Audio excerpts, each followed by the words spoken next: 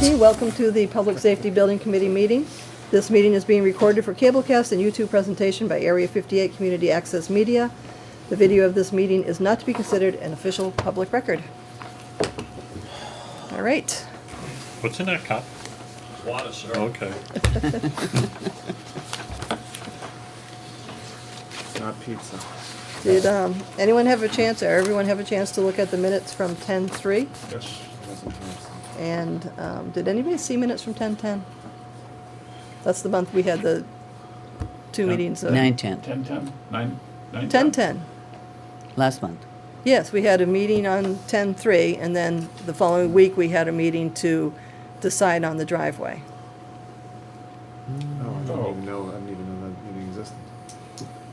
I missed I one didn't of You- think- the you I missed- didn't yes. think we had a So no quorum one- for the first meeting, or we pushed it off for some reason, was my recollection, but No, we had a quorum, We and, did? and we did business at the first meeting, and the second meeting, we made the decision on the driveway, so Okay. that's okay, we'll just do those that's later. right, we weren't ready to make the decision the first week, it was too much Right. information. Right. We'll get them from Ross later. So, Too much motion to information. approve the minutes from 10:3 as written. Why are you approve. blessing us And a with second? your presence today? Oh, I was here with the Oh, last. Nancy, wait, second. Second. All in favor? Aye. Opposed? Sorry, Madam Chairman. That's all right. That's fine. Did you bring any invoices? We did not receive an invoice I from have Context. requisitions from the architect and an invoice from the architect and from the OPM.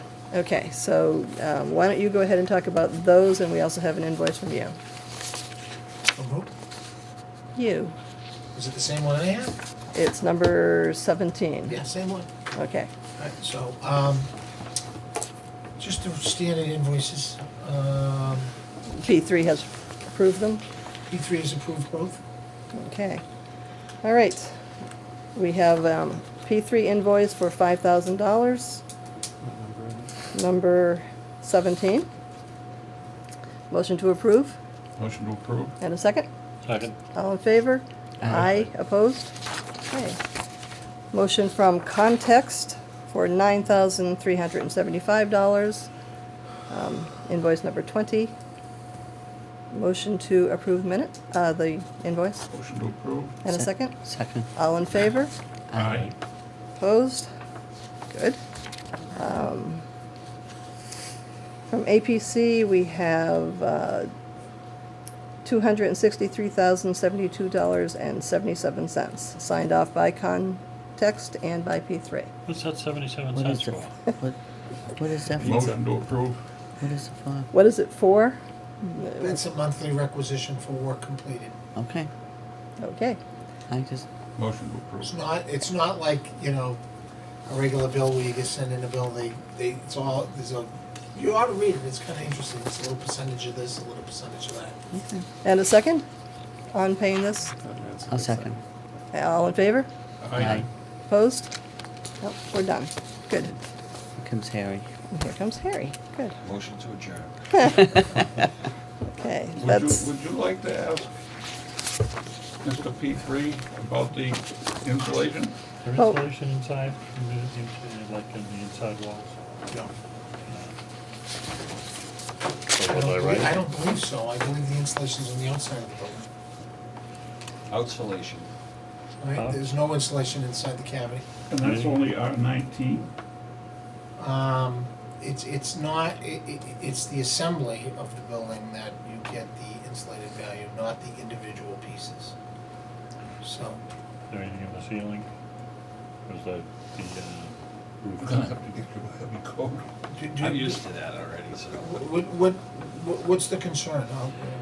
I didn't bring the drawings, but, Well, are we heating the attic also? I do not believe we are heating the attic. Is there insulation above whatever ceilings are going in? There is, to my knowledge, yes. I don't, we're not there at that point, I know. so I'm not even thinking I mean, about I it. was told that the roof was insulated, The roof is insulated by panels. like with the panels up there, that they weren't gonna do anything above the drop ceilings or whatever ceiling. I don't remember, to be honest with you. I need to plead the fifth on this. It only came up because of So, the way the just so you interior know, is. just so you know how the insulation works under the new stretch energy code, it's more than just insulation, it's also about air gaps and allowing air to flow through. If you look at this, the building, you'll see the building's actually two independent walls. If you look closely, the insulation's out and then the air's behind it. That's why they have those 2x4s. On the outside, yeah. Yeah, on the outside, so, but the system itself is what gives it the rating, not the individual parts to the system. And believe it or not, air gives you an R value, Yeah, when it's in conjunction with two, other parts, so I don't remember exactly what the total R value is for it. But we had this discussion with the building inspector on site last week, we talked about insulating the cavity, because it seemed kind of stupid, let's just insulate it, and the architect said absolutely not, because humidity would get trapped inside the building, and the building would rot from the inside out.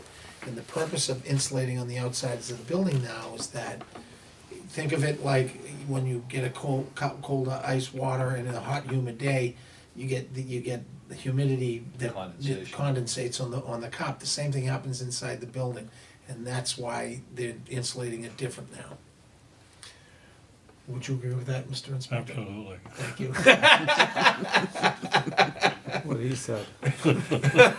But I will get you the R value, just so you feel at ease that we are exceeding the stretch energy code on this building. Okay? Now let's talk about problems. I didn't think you were allowed to come and talk about it. Yeah. I Thought we had an We had a agreement. vote last time. We had a vote last time. No more problems. He's still pecking away out there, and we had some really good things happen this week. Number one, telephone pole got moved, new pole was installed, Got inspected. got inspected, and I would think we're gonna have power shortly. I think they were installing power to the pole today. They were running wires to the pole today. Okay. All right, so But we run the wires, then they set the cans, and then they do their thing. then we wait for the power company. Then we wait for the power company, but the power company comes quicker when the local electrical inspector, calls it in, but, we I don't know if we'll get that help.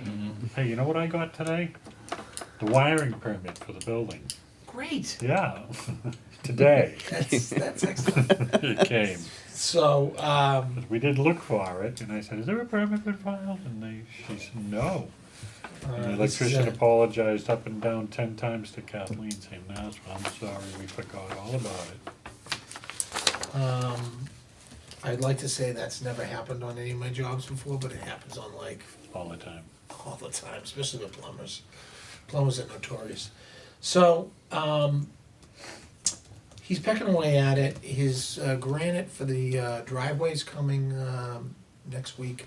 He's gonna get it in. We're gonna get a binder course down. They're gonna have the basic before the plants get shut Yeah, down. we're on track to have the base down before the plant's shut down. In fairness, the last 2 weeks have been just atrocious weather-wise, so, but he's got it scheduled so that it'll happen. We're not gonna put the top coat down, we're gonna let it do whatever settling it's gonna do, and we're concerned about getting the gas in.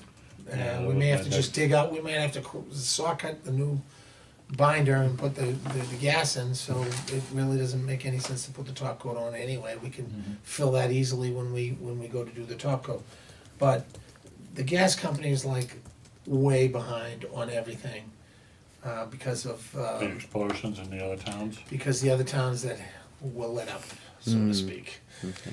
So, it doesn't seem to, gonna be affecting our schedule, but it might affect, the driveway looking good all winter long when it has saw cut gravel in it. So they're gonna begin the driveway out front? I mean, the access as part of what they're doing here? He's gonna do the final paving of everything at once monolithically, including the road.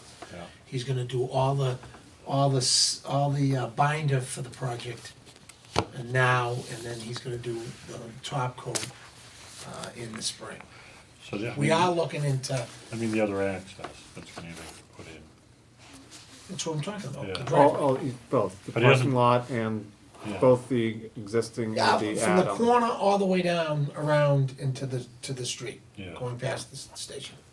So we are looking into this, when we're done, now that we're doing the road, it's gonna kinda look goofy having a beautiful road and a nice turn, and then kind of an old piece of, asphalt in the middle. So we are looking at, you know, how bad would it be to just, Do you the whole know, lot. reclaim it and try and pave it an inch over the base that's there. All of this over here. So do a finish coat on it. No, just, not So- over, Yeah, Yeah. not there. Just This this way. side. yeah, But not so, over here, over here. but so grind the existing and then Yeah. do a single coat. So we're over looking it. into it, I'm Yeah. not so sure we can afford it, but he's, you know, he wants to give you a good product. Why is the in general. grinder out there now? Well- I mean, it's been sitting out there for a few days. Couldn't tell you. I would, I mean, affording it either there or in any other space we could find money, I would strongly recommend that, looking at the school driveway. I mean, that is one of those places where we added a bit Patch, here, we patch, added a bit patch, here, we patch. added a bit here, and now it all looks like Yeah, you can junk. see And it. that's the polite way of putting it. I mean, and it's like if you start with that all done, you're gonna have a much greater life Yep. for the whole thing. Well, we're, So, you know, just from a selectman perspective, Mark, I'd just toss that out. I think he just said, can we have more money? I think No, what I he's just- asking for is your chapter 90 money.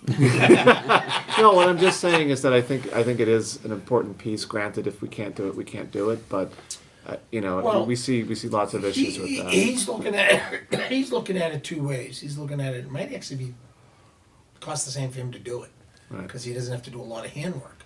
So he's actually doing the exercise to see if he can do it. And if he can do it without a change, he'll do it. Right. And you know, we already told him if you can do it without a change, no, I don't think anyone at this table is going to argue. No. So he's looking into that now. He's going to get back to me next week on that. The bigger problem I'm having, and it's the same problem I've had for a while, is the eaves. The eaves are a terrible design. The overhangs on the ends, Huh? the overhangs. The overhang on the eaves. So, on the gable ends. So, the building inspector actually called me on it. I mean, not because he was worried that the building was gonna collapse or anything like that. He was worried that the uplift of the wind would peel it back. Because the overhang is, you know, gotta be 2 feet. And by code, if it's over 11 inches, it has to be supported. Or tied back, okay? And because we're a truss, that's where that code comes in, because we're a truss design. If the truss stopped one truss back and we laddered through the gable end, then we wouldn't be, there'd be no issue, because it would be a cantilever of a piece. It's not, it's a piece literally stuck on the side of the building. So, the design we got from Zell was Terrible. it's probably $25,000 to fix the two gable ends.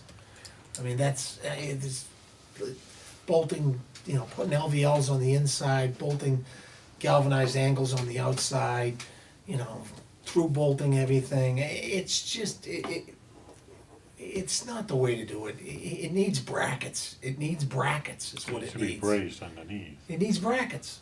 So. How many? I don't know. I in talking to the bill inspector, he accepts the design solution that Zell came to me. I don't, because it costs too much, and I'm not wasting $25,000 on that. I can't. So we're gonna come back with a bracket solution for you, and if it drastically changes the design of the building, I'll ask Colleen to call a meeting in between, so we can come up with a solution. Are we responsible for design flaws? That's a wonderful question. Okay, so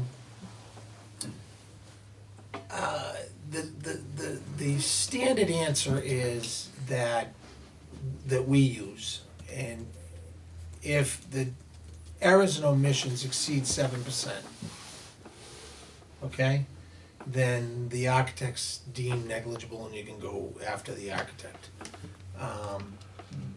We 7% don't have 7%, so we can't even get to 7%. 7% of the total cost? Total cost of the construction. But what we have taken as a position at P3 on all of our projects is, if there's an error, we the town pay for the fix. And the reason is, if that error was on the drawing, you'd be paying for it anyway during the bid, okay? Yes, there's a small upcharge because it's a change order, but that, you're the beneficiary of the change. What we won't allow the architect to get away with is when we have to take something out. So in other words, if we had totally sided that side of the building and this issue with came up and then I had to go rip it all out, I would go after the architect for the fact that we did work twice. All right? So does everyone understand what I'm saying? So if we have to rip something out and replace it, I think we go after the architect for that. I do. That's only if we didn't accept the, the support devices that they, that they wanna do. Well, I mean, They could cut it back, they could take the other 12 inches off, and we wouldn't have that problem, we wouldn't have the problem. we wouldn't have the problem if you altered the design of the roof. The overhang. And that probably would cost a lot of money too, because now you're bringing back a file sub bid, roofer, splice in every shingle on the edge that you're cutting off. It's not like just taking a skill saw and cutting it. You gotta put the flashing under it, you gotta put all ice and water under it. It's just not, it's not that easy. Would it be less than 25,000? Probably. We didn't go down that path yet. I wanna look at seeing what brackets will look like. Brackets are not a bad thing if they're designed right and they have a style to Can them. they be more like an ornamental type That's what I'm saying, bracket? yeah. What was it? I have a question. What was the Dark purpose for that design?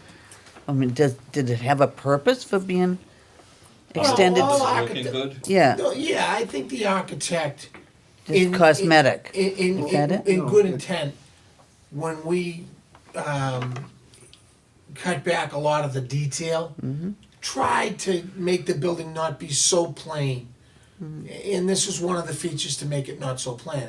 I just don't think he detailed it right. I have a question. Shouldn't the architect be aware of the I code? wasn't part of these meetings. I didn't know Yeah, about I mean- the second meeting, No. so. You Okay. shouldn't be 2 feet out Yeah. if 11 inches is code. That sounds, We've depended that's on like them your for dentist code on pulling other out the things. wrong tooth. We're getting back to design, Again- who's responsible for design flaws? Again, I would say that, should he have known it? Yes. We probably should have caught it too. When you looked at the section, you didn't really think of overhangs on a truss building. You thought of an overhang, We didn't, and if the building wasn't a truss building, truss frame, and it was a stick-built frame, we wouldn't even be having this conversation. We would have blocked it differently, and we would have been able to tie back. But the load on a truss is different than the load on a stick frame, and that's the problem. It's a miss. It's a plain and simple miss. So the question is, what is the least costly? What is the least costly repair? And one of those options might be to cut it back. It's a lot of work to cut that back and make it look good. I, for one, am not convinced that we should worry about the cost at all. I think it's the architect, and then the structural engineer. we didn't get the missing something. plans well in advance of them going out to bid. We really didn't have a lot of time to review some of these things. I was looking at more of the electrical, and there's very few details, like there's window details, the exterior, the trim details, very few details in the plan. No breakdowns on what things will look like. The question that was asked to me is it the architect's responsibility? It's the architect's responsibility to design the building. But you're the beneficiary of the improvement that was missed. So, yes, it should have been on the drawings. But if it was on the drawings, if this angle system was on the drawings, your bid would have been $25,000 higher. But you may say it was an improvement. Right. Yes. But the improvement had an inherent code violation. Yeah, I understand, I understand that, but I mean, this isn't and won't be the last code violation in the building that we correct. I'm sure there'll be more. I mean, it's just not uncommon to have an outlet that's not the right spacing, or, you know, those are all code violations. On this one, the code violation is the length of on a truss building exceeds.